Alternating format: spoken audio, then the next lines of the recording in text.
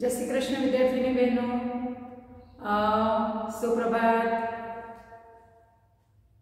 आज शू छे वाक्यमां के जे कामथी भगवान खुश थाय छे ते काम हमेशा आपणे करवुं जोईए। ओके, तमने खबर छे भगवान कया कया कामथी खुश थाय छे?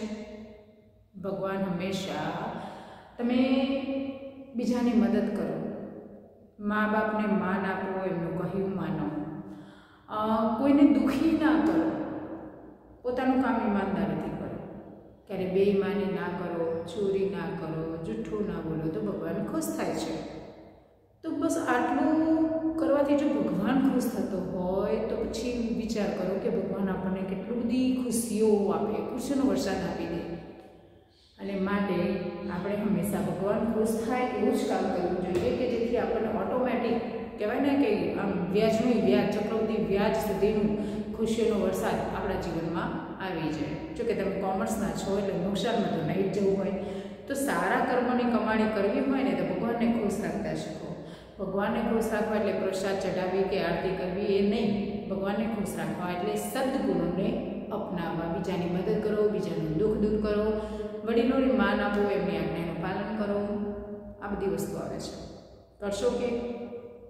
જો નથી કરતા ને તો તમે કોમર્સના વિદ્યાર્થી નથી, કેમ કે તમે નુકસાન કરી રહ્યા છો તમારા જીવનનું, તમારી ખુશીઓનું। અને જો તમે હવે શરૂ કરો છો તો તમે કોમર્સના વિદ્યાર્થી પાક્કા। માત્ર રૂપિયાનો જ નફો કમાવે એ પણ નથી, ખુશીઓનો નફો કમાવે એ પણ કોમર્સનો વિષય આવે છે। હા ભાઈ, ઓકે ઓકે ઓકે, સારું। ચલો આપણે આપણા પ્રકરણ 10 ની અંદર ચાલીએ। આપણો 10 પ્રકરણ 10 માં પોઈન્ટ હતો આપણો નિકાસ વેપાર માટેના પ્રોત્સાહનો। નિકાસ વેપાર માટેના પ્રોત્સાહનો જે છે એની અંદર આપણે જોવાનું છે કે આપણે નિકાસ કરીએ છીએ, આપણા દેશ દ્વારા જે નિકાસ પ્રક્રિયા થાય છે તો નિકાસ પ્રક્રિયાને કોણ પ્રોત્સાહન આપે છે, કેવી રીતે પ્રોત્સાહન આપે છે અને કેમ આપણે નિકાસ કરવો પડે છે?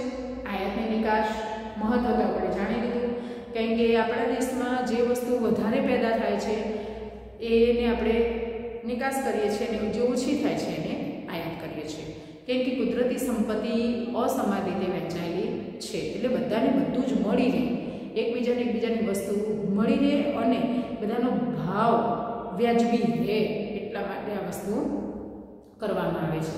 એટલે મહત્વની અંદર તો આપણે આ વસ્તુ જોઈ ગઈ। હવે એને પ્રોત્સાહન આપવું હોય તો કોણ આપે અને કેવી રીતે આપે એ વસ્તુ આપણે જોવી છે। ત્યારે યાદ રાખવું કે માંગ સાથે પુરવઠો જાળવી રાખવા શા માટે નિકાસની પ્રક્રિયાને પ્રોત્સાહન આપવું જોઈએ? તો કે માંગ જેવી છે એની સાથે પુરવઠો પણ હોવો જોઈએ। માંગ વધારે હોય તો એ પ્રમાણે પુરવઠો આપણે તો હોવો જોઈએ, તો આપણે આયાત કરવી જોઈએ। આપણે માંગ ઓછી છે, પુરવઠો વધુ છે તો નિકાસ કરીને પુરવઠાનું લેવલ રાખવું જોઈએ કે સડી ના જાય એવું ધ્યાન રાખવું જોઈએ। તો માંગ અને પુરવઠો જાળવી રાખવો। બીજું કે દેશની સુરક્ષા માટે આપણે નથી કહેતા કે આપણે જે અમુક સાધનો નથી મળતા એ સાધન આપણે સરહદ પર જે ઇસ્તેમાલ થતા હોય તો આપણે વિદેશથી પણ લઈ શકીએ છીએ। હમણાં જ આપણે એક જે છે વિમાન લીધું છે, તમે જોઈ છે ને, સ્પીડ એના જે ખરેખર પાયલટ છે ને ખતરનાક છે। અને આર્થિક વિકાસ કરવા માટે પણ આ નિકાસ પ્રક્રિયા ખૂબ જરૂરી છે અને માટે આપણે એને પ્રોત્સાહન આપવું જોઈએ। કોણ આપે છે એટલે પછી જોઈએ। હવે જોઈએ કે આપણી જે આયાતી પેદાશ અને સેવાઓ, કોઈ બી આયાતી પેદાશ છે તો એ આયાતી પેદાશ અને જે સેવાઓ છે તો એ શાના દ્વારા થાય છે? હુંડિયામણ દ્વારા। હુંડિયામણથી આ આયાતી પેદાશ અથવા સેવા એને કહેવાય છે કે ચૂકવણી થતી હોય છે, હુંડિયામણ દ્વારા થાય છે। આ હુંડિયામણ મેળવવા માટે અર્થકારણની સ્થિરતા અને સલામતી માટે આ નિકાસ પ્રક્રિયા જરૂરી છે। આ બધું છે ને, નિકાસ પ્રક્રિયા શા માટે જરૂરી છે? તો માંગ પુરવઠાને જાળવી રાખવા, દેશની સુરક્ષા માટે, આર્થિક વિકાસ માટે। ત્યારબાદ જોઈએ કે આપણે આયાતી જે પેદાશ છે એની પેદાશ અથવા જે સેવા છે એ આપણે ચૂકવણી હુંડિયામણથી કરીએ છીએ, તો હુંડિયામણથી કરીએ ચૂકવણી તો હુંડિયામણ લેવું પણ પડે। એટલે હુંડિયામણ પાછું મેળવવા માટે આપણું અર્થકારણ છે સ્થિર રહે, એમ કે લો ના થઈ જાય તો એ સ્થિરતા જાળવવા માટે આપણા અર્થકારણની આપણા દેશની સલામતી માટે આ નિકાસ પ્રક્રિયાને પ્રોત્સાહન આપવું જરૂરી છે. ત્યારબાદ દેશના આપણી દેશથી જે પેદાશો વિદેશમાં જાય છે તો એ વિદેશી જે આયાતકારો છે, વિદેશી લોકો આપણે નિકાસ કર્યું પણ વિદેશના લોકો ખરીદે એટલે આયાતકાર થયા છે. તો એ વિદેશી જે આયાતકાર છે એ લોકોને સસ્તી, ઊંચી ગુણવત્તાવાળી અને જ્યારે માંગે ત્યારે, જેટલી માંગે ત્યારે એ જે વસ્તુ એમને મળી રહે એ માટે પણ આ નિકાસ પ્રક્રિયાને પ્રોત્સાહન આપવામાં આવે છે, જેને આપણે નિકાસ પ્રોત્સાહન કહીએ છીએ. આટલી બધી બાબતો આવશે.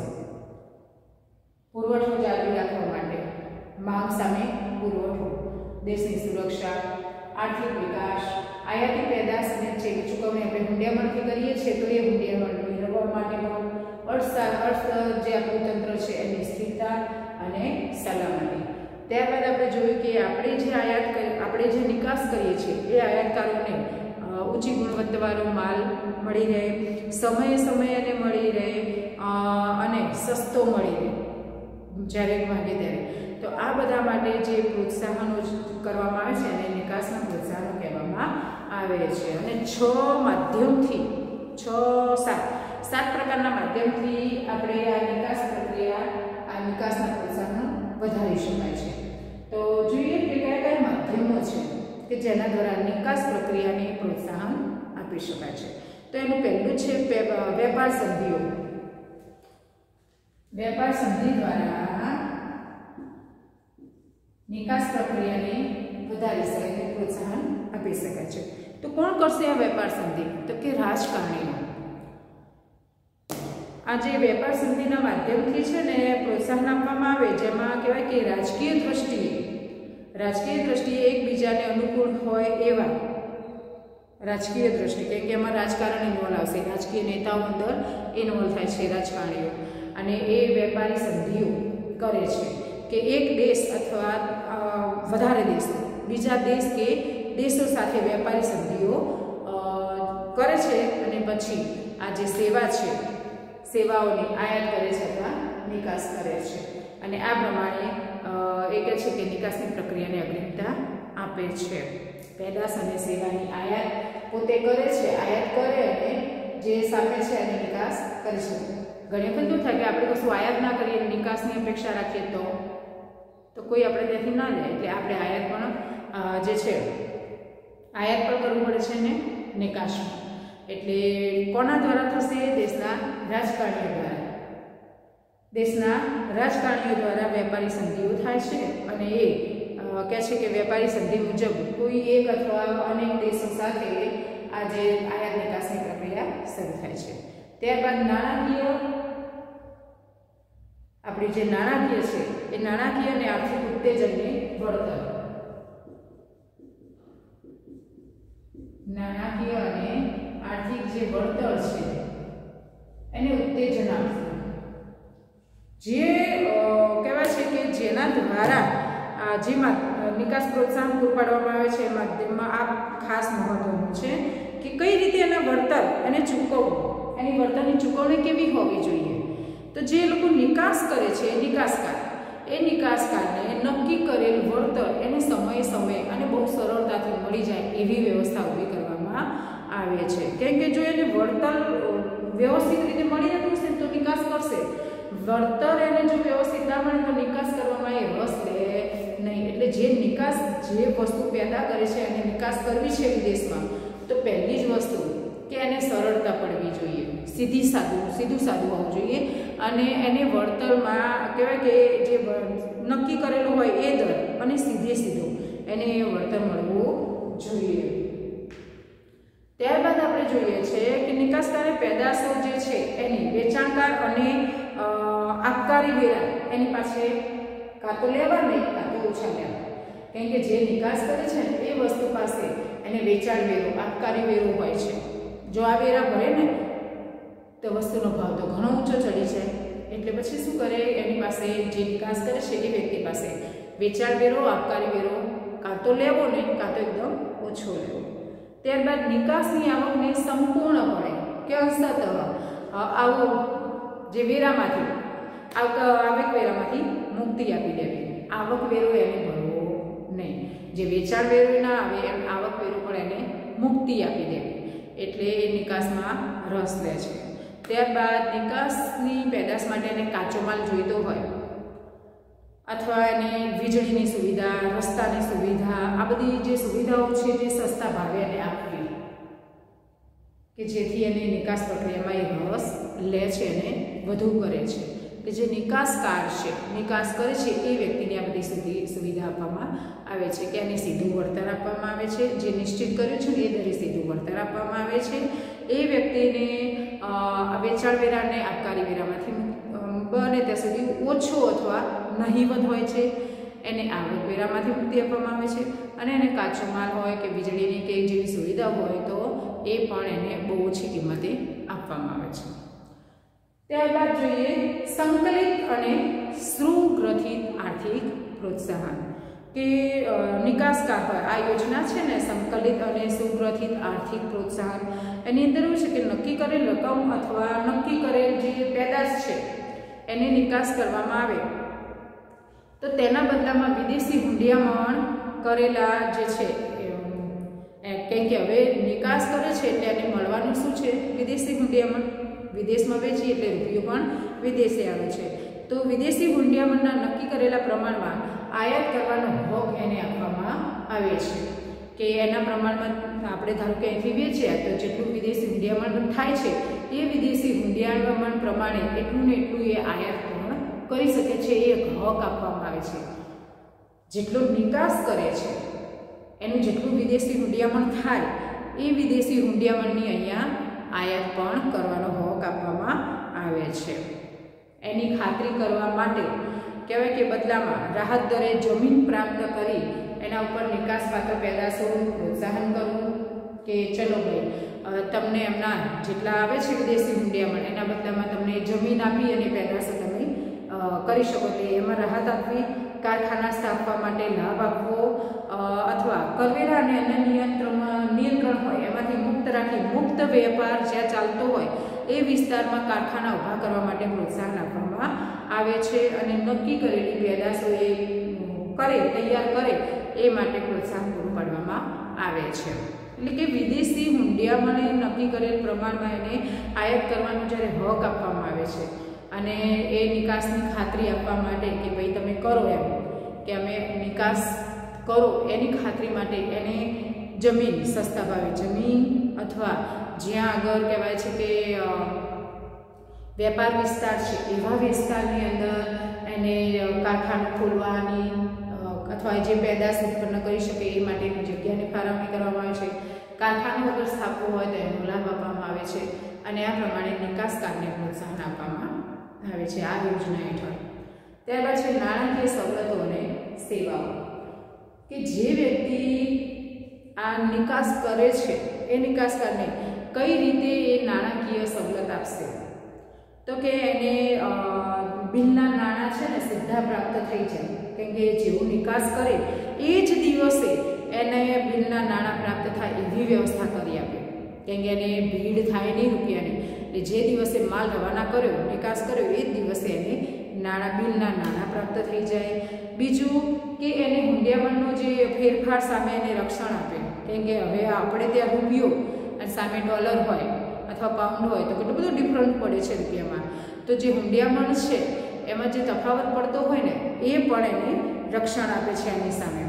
બીજું કે આયાતકાર છે, આયાતકાર જે મંગાવે છે એ આયાતકાર સરળતાથી માલ પ્રાપ્ત થાય એ પણ વ્યવસ્થા કરી આપે છે. જેમ નિકાસમાં થાય છે એમ આયાત કરવા માટે પણ માલ આપણને સરળતાથી મળે એ વ્યવસ્થા અહીંયા આપણને આ જે વેપાર સંધિઓ છે ચલાવે છે એ કરી આપે છે.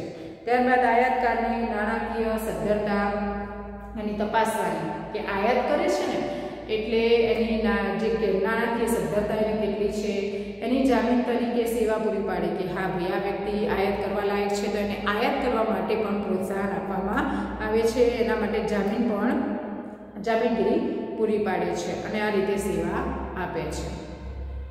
ત્યારબાદ બિન આર્થિક સગવડો. બિન આર્થિક સગવડોની અંદર આપણે જોઈએ કે અત્યાર સુધી તો શું છે કે હુંડિયામણ નિકાસ કરે તો એને વળતર, કર મુક્તિ આ બધી આર્થિક આવતી હતી.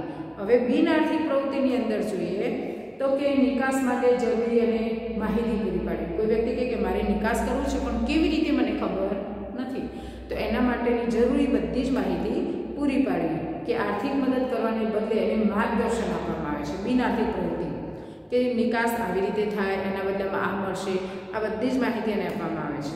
ત્યારબાદ નિકાસપાત્ર પેદાશોનું ઉત્પાદન કરવા માટે જરૂરી અને તાલીમ પામેલા માણસો પૂરા પાડી આપે અથવા તાલીમ આપવી.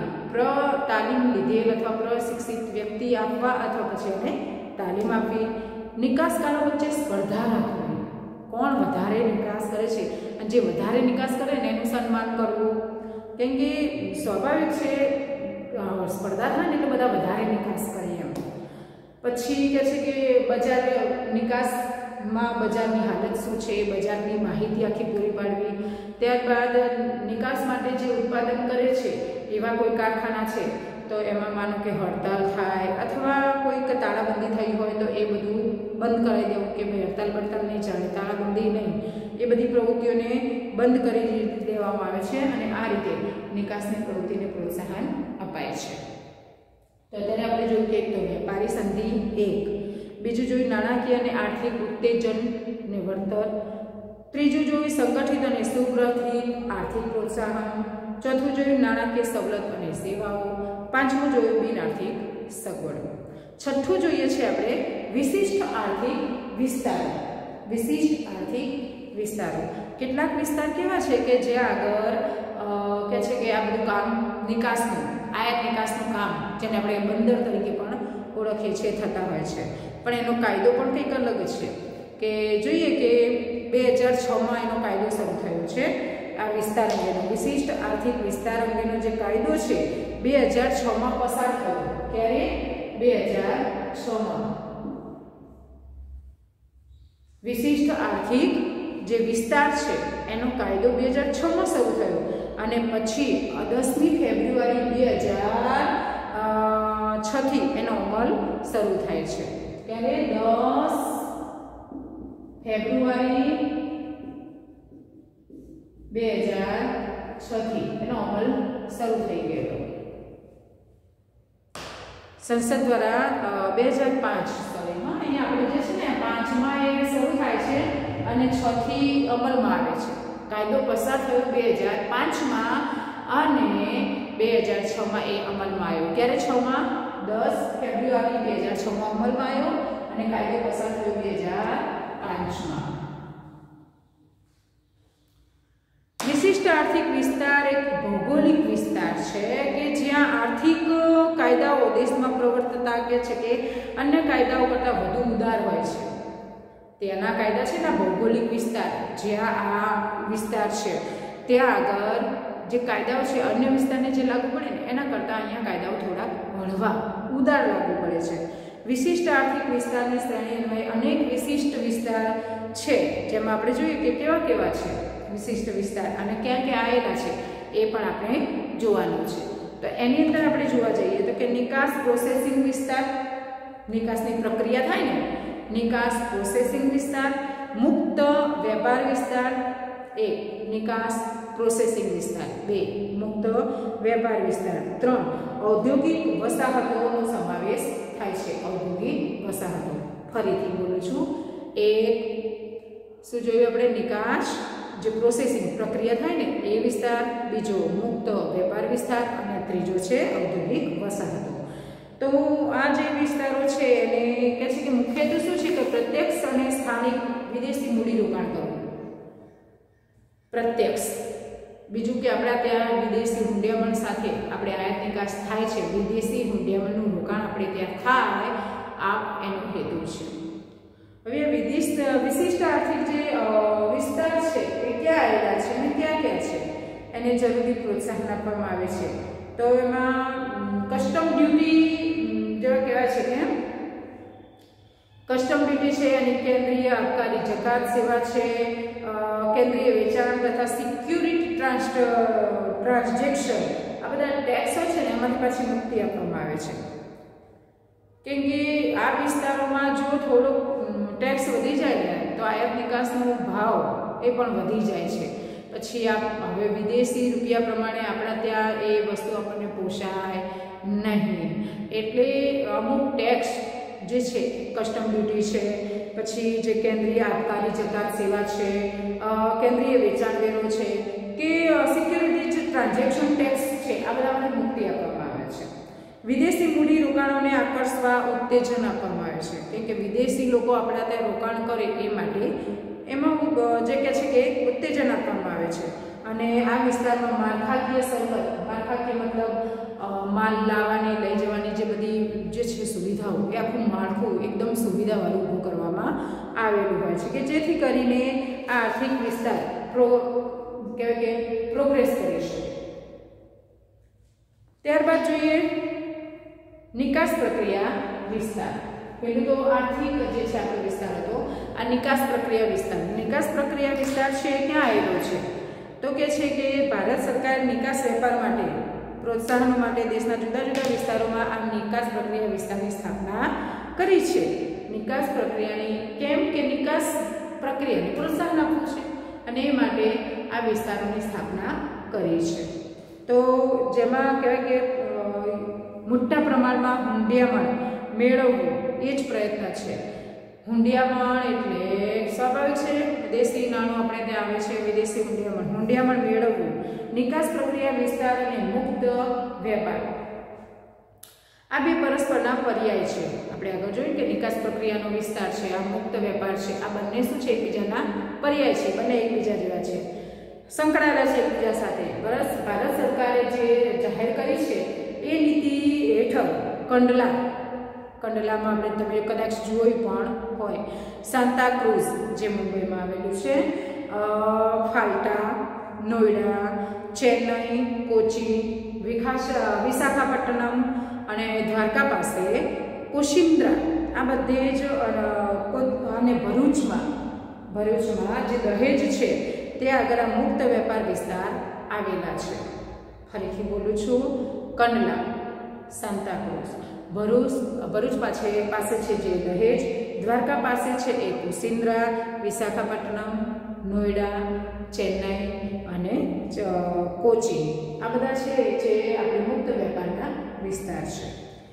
નિકાસ પ્રોત્સાહન માટે કહે છે કે મુક્ત વેપાર વિસ્તારમાં એમાં પણ પેલાની જેમ જ આબકારી જકાત છે, દેશની અંદર કે પરદેશમાં જે નાણાકીય વ્યવહારો પર નિયમન છે અથવા મજૂરીને લગતા કેટલાક કાયદાઓ છે એ બધાને શું કરવામાં આવશે? હળવા કરવામાં આવશે. એટલે જો એમાં રાહત હોય ને તો જ લોકો નિકાસ પ્રવૃત્તિને ચલાવે, ને તો પછી મોંઘું પડે તો બંધ કરી દે. એટલે કહેવાય કે જે વ્યવહારો થાય છે નિકાસ પ્રક્રિયાના વ્યવહારો, એમના પર નિયમન, મજૂરો રાખે છે તો એના પરનો જે દર છે એ કેટલાક નીતિ નિયમો, કેટલાક કાયદાઓ છે ને એને હળવા કર્યા છે કે જેથી કરીને નાણાકીય પ્રોત્સાહન વધી શકે, આપી શકાય. આ વિસ્તારોમાં ઉદ્યોગો ચલાવવા માટે પણ પ્રાથમિક સુવિધાઓ જેમ કે રસ્તા, વીજળી, પાણી, સંદેશા વ્યવહાર, ઊંચી ગુણવત્તાવાળો કાચો માલ, આ બધું પૂરું પાડી આપે છે. કે જ્યાં મુક્ત વેપાર વિસ્તાર હોય ને એની આજુબાજુમાં ઉદ્યોગો સ્થપાય, એને પ્રોત્સાહન આપવું. તો પ્રોત્સાહન આપવા લોકો કેમ ઉદ્યોગો ત્યાં જઈને સ્થાપે? તો કે ત્યાં રસ્તા સારા હશે તો વીજળી છે, પાણી છે મળી રહે, સંદેશા વ્યવહાર ત્યાં યોગ્ય રીતે થઈ શકે, તો લોકો ત્યાં આગળ આ કાચો માલ મળી રહેતો હોય તો ત્યાં ઉદ્યોગો સ્થાપે અને ત્યાંથી જ પછી એને નિકાસ કરવામાં આવે તો વધુ ફાયદો થતો હોય છે. નિકાસ પ્રક્રિયા વિસ્તારોમાં સરકાર, એટલે કીધું ને સરકારમાં એમાં રાજકારણીઓ ખાસ જોડાતા હોય છે, વેપાર સંધિઓ કરે છે, એક દેશ અથવા દેશો બીજા દેશ અથવા દેશો સાથે વેપાર સંધિ કરે છે. તો વિસ્તારોમાં સરકાર નિકાસકારોને નિકાસ અંગેની અને વિવિધ માહિતી પૂરી પાડવી આ જરૂરી છે. માહિતી પૂરી ના પાડે ને તો પાછું નિકાસ પ્રક્રિયા યોગ્ય રીતે થતી નથી. વિદેશોમાં વિવિધ પેદાશો થાય, એમની બજારની સ્થિતિ, નિકાસ માટેની રાજકીય સ્થિતિ, કે આપણે ધારો કે હમણાં આપણે વાત થઈ હતી કે ભાઈ ચીનની અમુક વસ્તુ ન જ વાપરવી, ચીનની વસ્તુનો બહિષ્કાર કરવો, કેમ કે આપણી રાજકીય સ્થિતિ થોડી સારી ચાલતી નથી. તો રાજકીય સ્થિતિ શું ચાલી રહી છે, બંનેની જે પેદાશનું એમની બજારની સ્થિતિ શું ચાલી રહી છે, આ બધી જ માહિતી નિકાસકારને આપવામાં આવે છે અને આ પ્રમાણે સાચી માહિતી આપી કરવેરાઓમાંથી થોડીક હળવાશ આપી અને વિવિધ સગવડો આપી આ નિકાસ પ્રક્રિયાને પ્રોત્સાહન આપવામાં આવે છે. મોર અનેક પ્રકારના એમને ધારો કે વેચાણ વેરામાં, આવક વેરામાં મુક્તિ આપી, એ લોકોને અમુક જે કહેવાય છે કે આબકારી વેરો છે, જકાત, આ બધી જે છે એમાં થોડીક રાહત આપે છે. એમને કંઈક માનો કે ઉદ્યોગ સ્થાપવો હોય તો સુવિધાઓ આપશે, કે રસ્તાની સગવડ, વીજળીની, પાણીની, સંદેશા વ્યવહારની સગવડો આપે છે કે જેથી એ લોકો કરી શકે. અને વિદેશો નિકાસ માટેની પૂરી માહિતી આપે, વિદેશ બજારની માહિતી આપે, રાજકારણમાં આપણા સંબંધો કેવા ચાલી રહ્યા છે એની પણ માહિતી આપે, જેથી કરીને નિકાસકાર યોગ્ય રીતે પોતાનો જે સ્ટોક છે એને ક્યાં નિકાસ કરવો, કેટલા પ્રમાણમાં કરવો, કેવી રીતે હુંડિયામણનો ઉપયોગ કરવો, દેશમાં કેવી રીતે હુંડિયામણ વધારવું, આ બધું એ શીખી શકે અને એ પ્રમાણે કરી શકે. ઓકે, જય શ્રી કૃષ્ણ.